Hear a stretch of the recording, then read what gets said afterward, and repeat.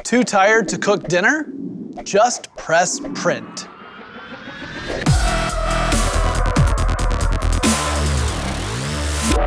You know, back in the 1950s, the microwave promised to revolutionize the way we ate. This is cooking by microwave. For a main course, how about a delicacy like lobster tails? Ready in less than a minute. Bam! Instant hot meal. No dishes, no prep time. It's awesome. We might as well be the Jetsons. Except for the taste and the texture and some of those additives they throw in. All right, it's time to admit it. The revolution will not be microwaved. But that hasn't stopped us from innovating in the kitchen space. Recently, we've seen the rise of the molecular gastronomist. Now, this is someone that combines both the fancy schmancy chef and the mad scientist. Now, as the name implies, molecular gastronomers look at the molecular structure of food to find new flavors to play with. They also get to play with textures by introducing food to things like liquid nitrogen to flash freeze the outside while leaving the center as is.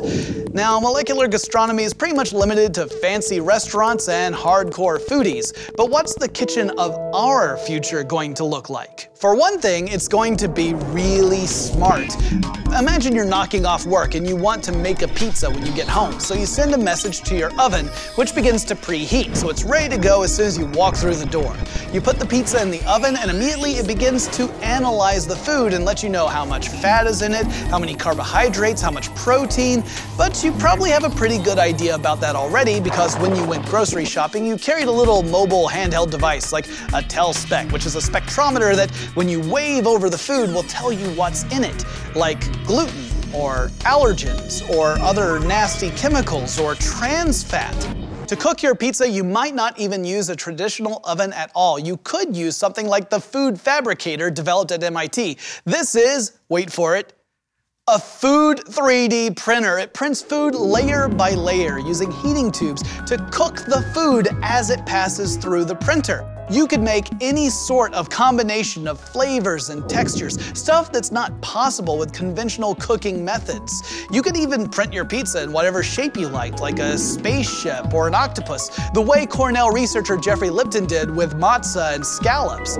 But the kitchen is not just a personal food factory. There's a long history of it being a communal experience as well. So we could also develop in that area. Perhaps you have aromatherapy ducts that you can open up and pump in smells that complement the food. Or you could create speakers that make soundscapes that complement whatever party you happen to have, whether it's a raucous family dinner or a romantic meal for two. Now, this might all sound incredibly indulgent and posh, but don't worry, the kitchen of the future is also going to be green. Literally. With a combination of hydroponics, specialized lighting, and refrigeration, you'll be able to grow vegetable gardens in your own kitchen. Now, it's true that not every kitchen of the future is going to have all the innovations we've talked about. That'll depend upon what we, the consumers, want to see come to market, which leads me to a question for all of you. What future innovation are you dying to see in the kitchen of the future? Let us know in the comments below. And make sure you hit like and join our kitchen of the future by subscribing to the channel, and then check out these videos over here.